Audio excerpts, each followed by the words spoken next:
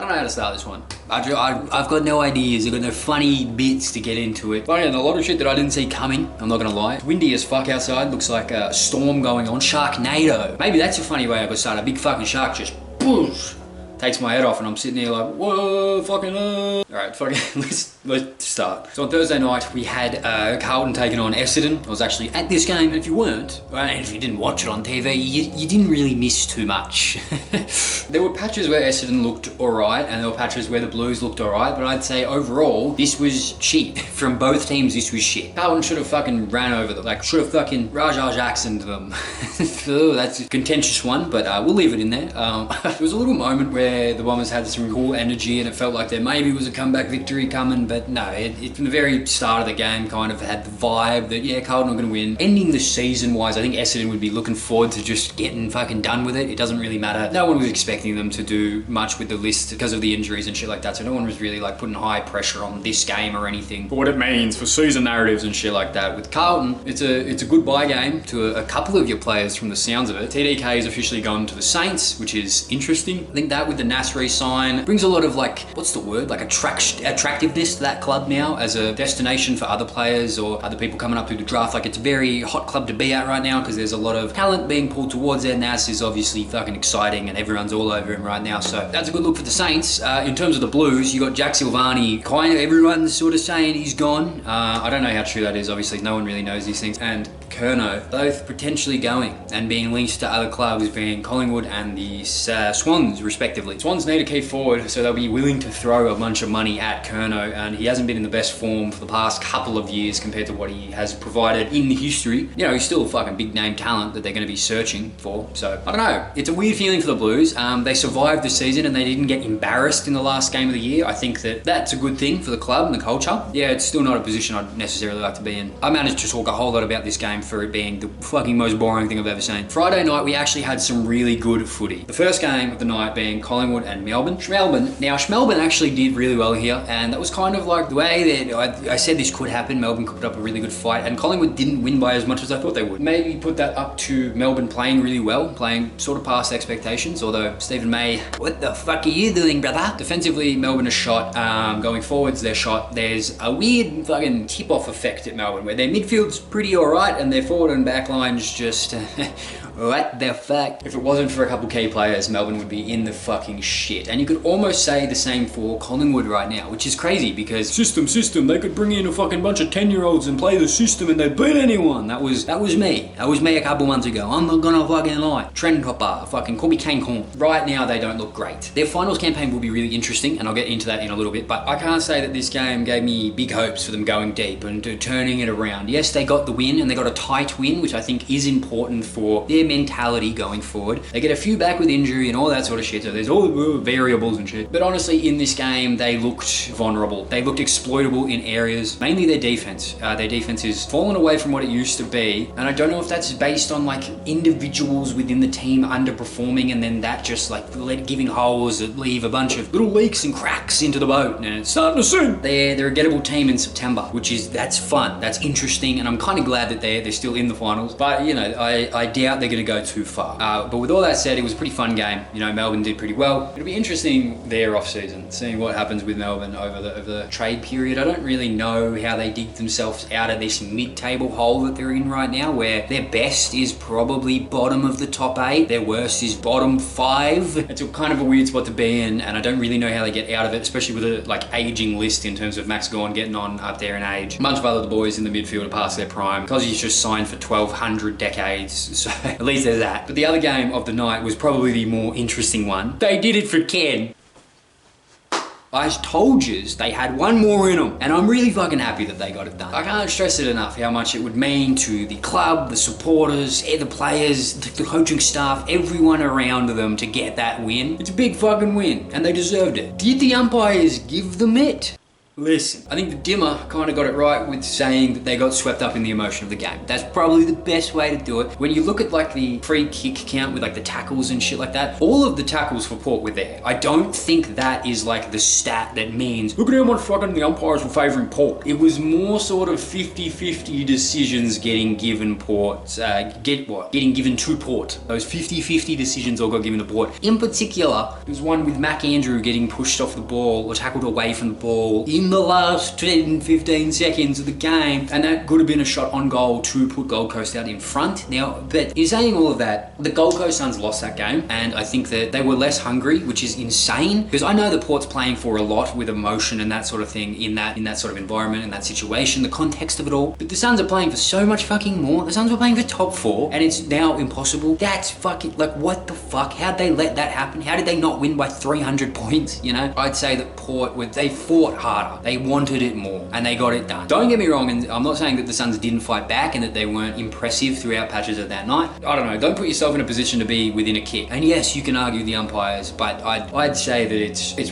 partially the umpires. I thought that was a free kick to Mac Andrew. That's all I'm going to say. And there was a couple of other ones that I was like, that's a 50-50. That's 50-50. Oh, at some stage, the 50-50 is meant to land on the other side of the coin. It was one of those weighted coins where the heads always lands because it's fucking heavier on that side or some shit. I don't even know. It's weird because it kind of spoils it, kind of taints the monumental fucking victory that, you know, it should be in the history books in theory, but now the history books are going to be questioning the umpiring of the last quarter, which is fair enough. It's a great last quarter if you haven't watched it. I watched it about 8 times because I was pissed drunk on the telephone. The Suns, man, how the fuck do you fuck that up? That's the one thing I'm thinking, but at the same time, go Port, happy for Port, fucking happy as for Ken. What a legend. The umpires, there's something there. I'm not going to really touch on it too much, but there's something there. Super Saturday, the day sucked. North and Adelaide, look, North played really well. Cooper Trembar, there's something. That's something to look forward to. That's exciting. They found one with him, and they really need to reward him. They really need to reward him with selection and sort of let him keep playing how he's playing. Keep fucking building that. That's something. There's a lot around what he can bring to that forward dynamic that I like. They sort of gave it to Adelaide, I'm not going to lie. Their pressure was good.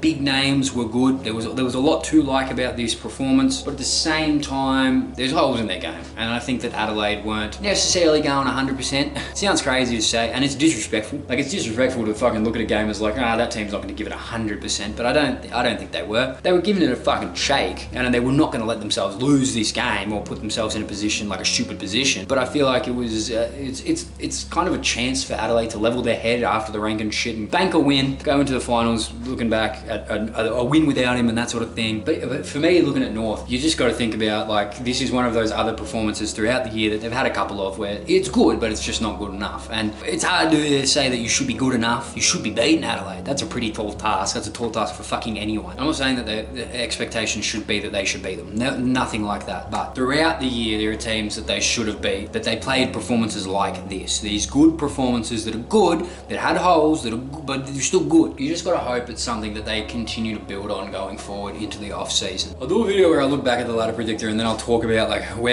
the teams and how they did and how they performed as a totality and what they should look for in the off season. But the big thing with North, sack your fucking defensive coach. For the checkbook, add someone that can fix that defensive structure, because it still isn't there. Like, that's the biggest, I think that's the reason they lost this game, is their defense is so fucked up. It's so fucking wrong. It's not like they're not executing a defensive plan that's like risky or something. Maybe they are, but you don't see any of that. You just see the worst decision making fucking possible. Come on, cunt. Come on, what are you doing? Go for a big key defender in the off season. You don't want Griff Logue in your starting 22, you know? You don't really want that. No shit talk to Griff Logue. You know, he's a role player. He gets the job done. There are probably people on North that are worse than Griff Logue. I'll be 100% honest. He cops a lot of shit because it's funny watching him clunk around. He looks like a regional Victorian fucking football team player, you know? Like, he made it to the big leagues. Following that, we had Geelong pumping Richmond again. Like, did you really expect anything different? I think Richmond's season overall has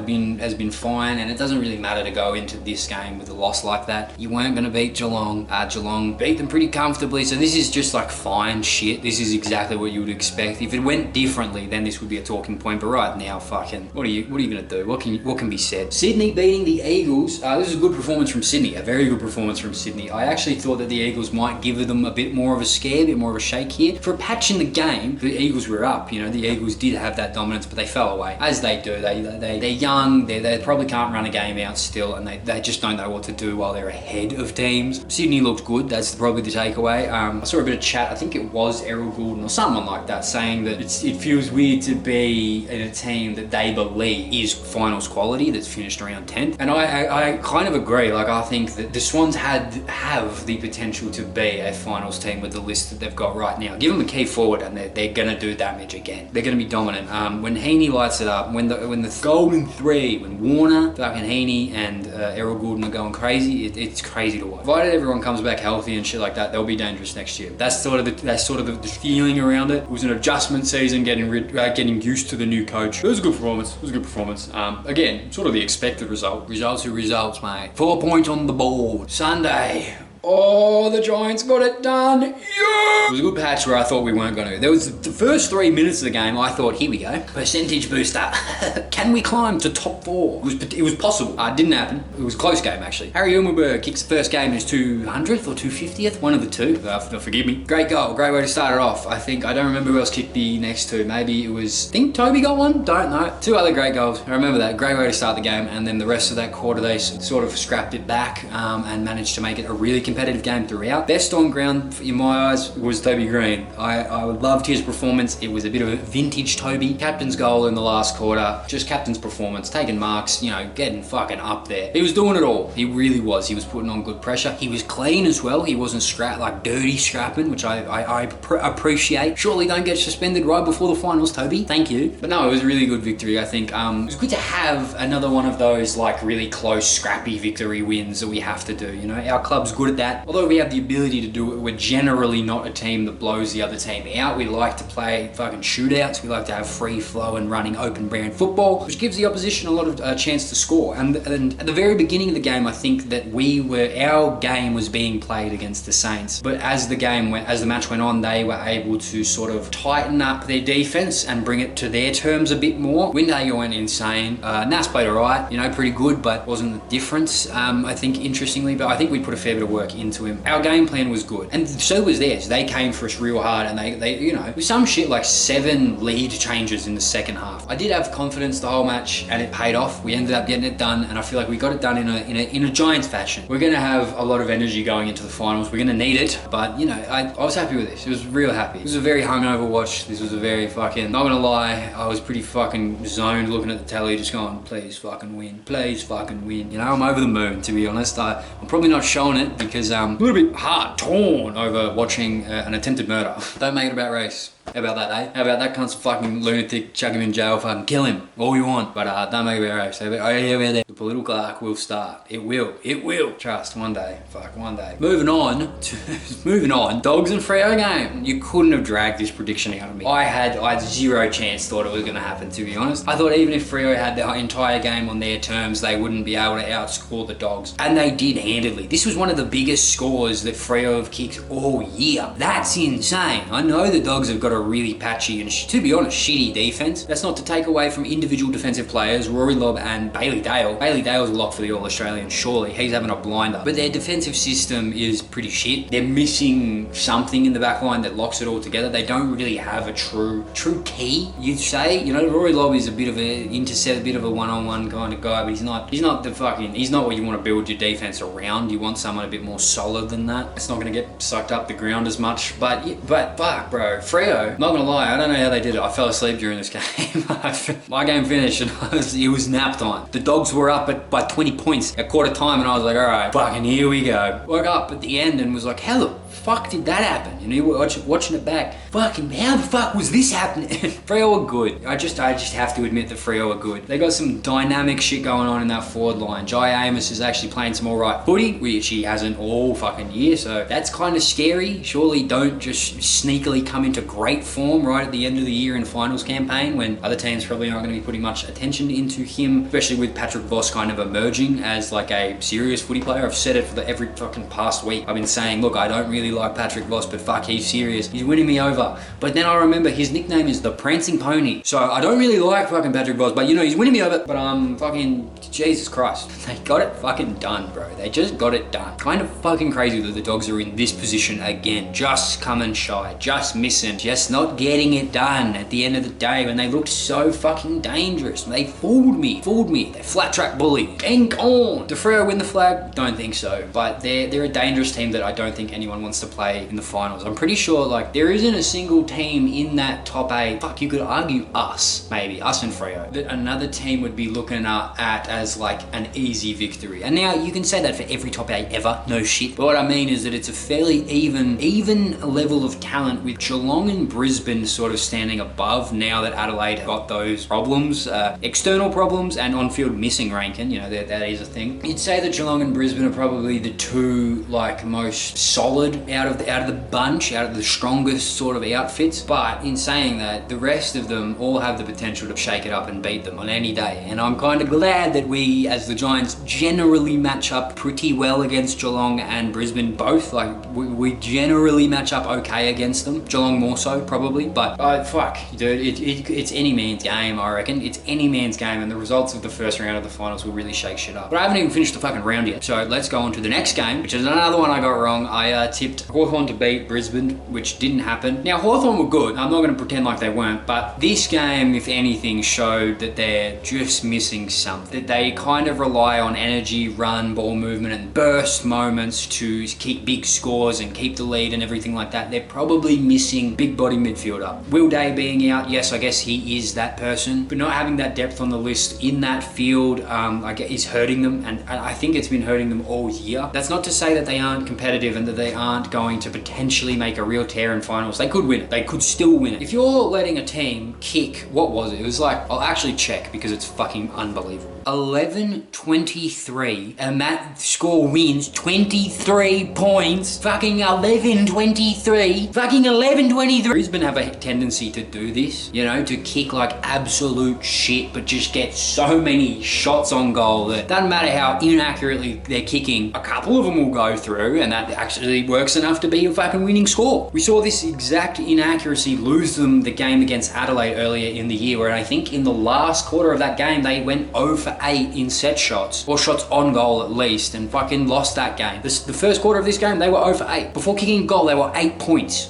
Another umpiring call in the last dying minutes of the game that really did make a difference. This wasn't the last 20 seconds of the game or anything like that, but it was in the last sort of moments. The handball, I think it was either Nash, maybe? I don't know, I'm pretty sure, but it was a handball skill error that was clearly meant to go to a teammate, and it went out of bounds, and they called it deliberate. To me, the big thing is, like, why would he do that? Why would he deliberately put it out of bounds? It doesn't serve him. It doesn't benefit him. He needs it to go up the other end of the ground, sorry. They're trying to win the game. Fuck, what? He needs it to go up the other side of the ground because they are trying to win the game. Calm down, brother. Fucking Jesus, bro. Pushing me off. It's hard to say if that would have cost them the game, because provided they got it out of the D50, it doesn't even mean that they score enough to win, but it is a moment where it kind of killed it. I think the actual killing blow was that goal from Rayner. How good of a fucking goal was that? The other thing for Bruce Reveal to actually kick that for one that was given deliberate as well, that's pretty huge. You know, it's a big pressure moment. I'd like to think the ball don't lie, but it kind of seems that the ball was lying, giving the wind to the Lions. Yeah. But Brisbane played good. Despite how shit they were kicking, they played real fucking good. And they're so scary, bro. They're so scary. If they fix up their accuracy, if they get a key forward that's good, that's fucked. That can't be. It can't be. Dane Zorko's a go. Khan's fucking mid-30s and he's in all Australian conversation. Insanity, brother. Insanity. An important game for the rest of the season and what it's going to look like. And to be honest, it was a great game. It was a fun game to watch. It was very entertaining. Calling it boring because it maybe wasn't as free-flowing as... I thought Sunday was a full of fucking jam-packed games. Down to the wire in hour one. Absolute upset was Freo getting done over the Dogs. And then a Brisbane classic. A Brisbane masterclass. Now, technically the round's not over, and that makes doing the predictions, tips, things for the next week really fucking difficult because the ladder hasn't solidified, but it's pretty clear what is or isn't going to happen. So I should be able to do it. But the last tip that I already tipped last week is to Gold Coast to beat Essendon. I still think they beat Essendon. There's a chance they lose now. Dimma might kill every single one of them if they do, but it's a chance.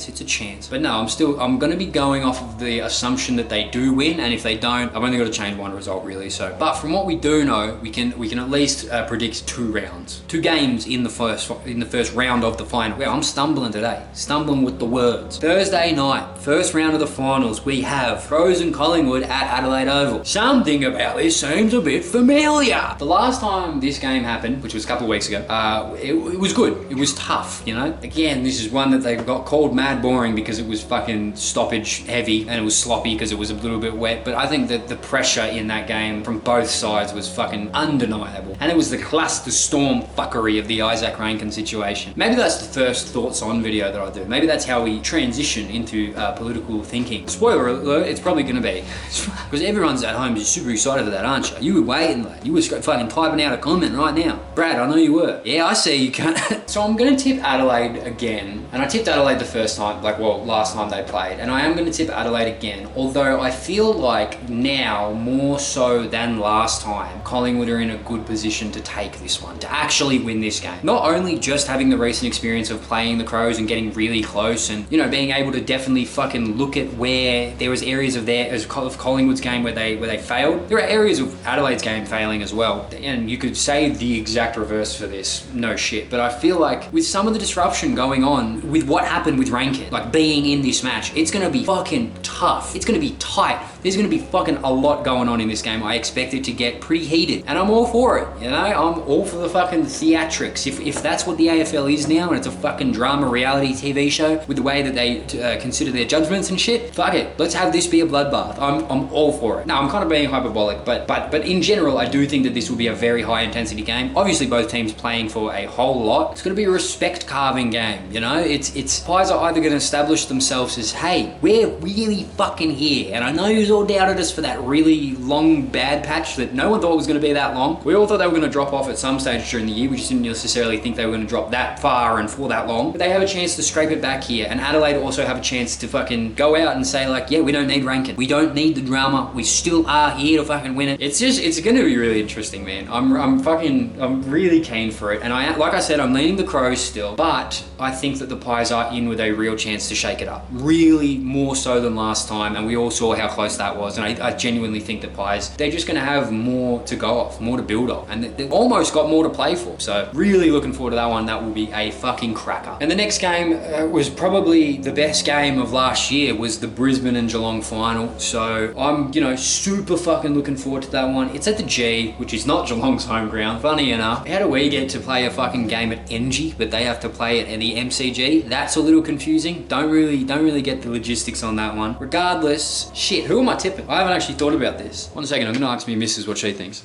She's just said Geelong, which means I'm gonna tip a Brisbane and Geelong's probably gonna win the game. I'm gonna dig that hole for myself. I think that Geelong can probably drop one this week and win their next one, unless it's against us and they go out in straight sets. Please. Fuck. Nah, I don't know. This is a real 50-50. I genuinely have no idea. I'm leaning towards Brisbane. I really liked what they put together last week. Provided they kick straight, that's an unbeatable game. If they having 8 shots on goal in their first quarter in itself is fucking crazy. Now they missed all of those shots, and it's not like they get fucking Joe Danaher back or some key forward emerges out of nowhere. God for fucking, that is 100% all they're going to be drilling is goal kicking, because it's been a couple of weeks now where close games have been decided by that, close wins have been decided by that. Like a lot of fucking their problems rely in that one specific area. Their defense is solid, their midfield is solid as fuck. I think Lachie Neale's coming back, so I think that that's something as well. They're probably the team to beat. They've shaped themselves up right at the perfect time of the year, and I'm going to lean towards Brisbane, but don't be surprised if Geelong pull this one out. They're the sneaky, silent, always great contention team, so it's going to be a fucking another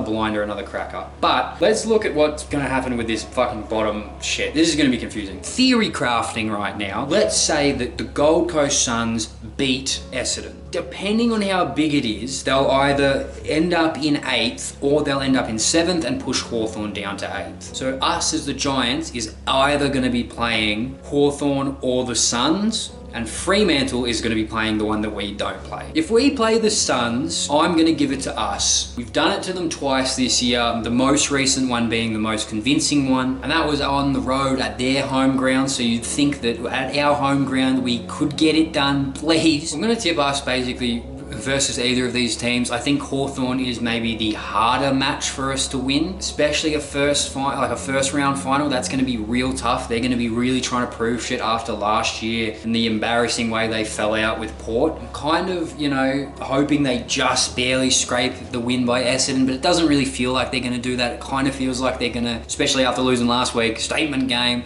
response game. Oh, so, you know, it's probably going to be the case that we're going to be versing Hawthorn. There's a lot of fucking moving parts here, but it's probably going to be the case, and I still like our chances in that. I'm going to tip us. I'm going to have the belief, have the faith in the boys, but it's not through the roof belief yet. It's all G if it goes the other way. Just got to keep reminding myself that it's all G. Please be all G. And then if Freo are playing fucking Gold Coast, I reckon Freo beats both of them. You know, I've just said that I don't think they go far, but after what they did to the Dogs, I'm kind of convinced. I'm kind of just, something's clicked in my head. They were getting it done, you know? It wasn't pretty, but they were getting it done. Then they got it done in a very pretty way against the Dogs, who are the pretty boy team that fucking makes when they're winning, it makes it look easy, you know? Oh, fuck, bro. I guess I'm leaning Freo for both of those matchups. The Hawks give Freo a harder time than the Suns do. That's the way I'd think about it, maybe. God, I don't know. It would help if I just had the actual option, so I was forced into picking one. There is also the chance that the Suns lose and it's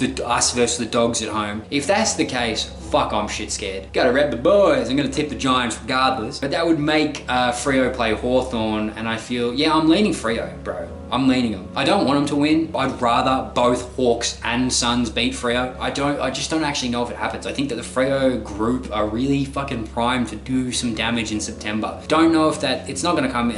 I don't think that it's possible for it to come out as a premiership flag. You know, I feel like they get sort of knocked off in their next test after this one, but this one here is real fucking gettable. And fuck, dude, I hope we don't have to play the Dogs in the finals. Fuck, I really hope that doesn't happen. Oh, surely if they do lose, they've actually gone to Mad Monday this week, so they're all fucked up and haven't trained. That would be great. Oh, that's all I can really say. I guess it'll be easier in the recap of next week to fucking actually have everything put in place. If the AFL didn't fuck up all its scheduling shit and have a game this Wednesday, then we'd be able to fucking talk about the future more succinctly. But in saying that, it's also kind of cool that we've got Wednesday night footy, Thursday night footy, Friday night footy, and I think Saturday night footy. I don't know. I assume it'll be Saturday and Sunday for the next two games. One a day is probably the way that they'll line it out. I think that's gonna just have to do it for me. You know, I'll lock those tips in that I've made for the finals for the first two. Crows beating Collingwood and Brisbane beating Geelong. But like I said, very gettable games for either way. And then if it's us versus, I'll take us versus anyone. The Dogs is the scariest out of the three, even though that's the least likely to happen. Suns is probably the most favourable for us, and then the Hawks is like that middle of the run. And then I'll take Freo to beat both Gold Coast and Hawthorn, even though I don't want that to happen.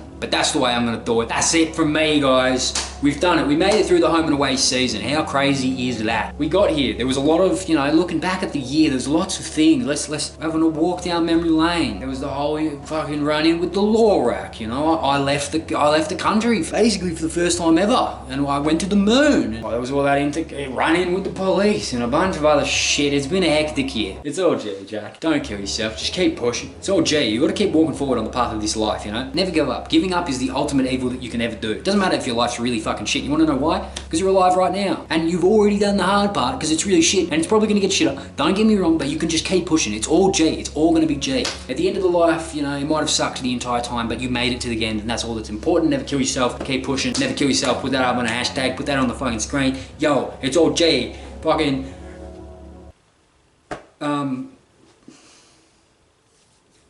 edgy joke about Rajah Jackson. Yeah.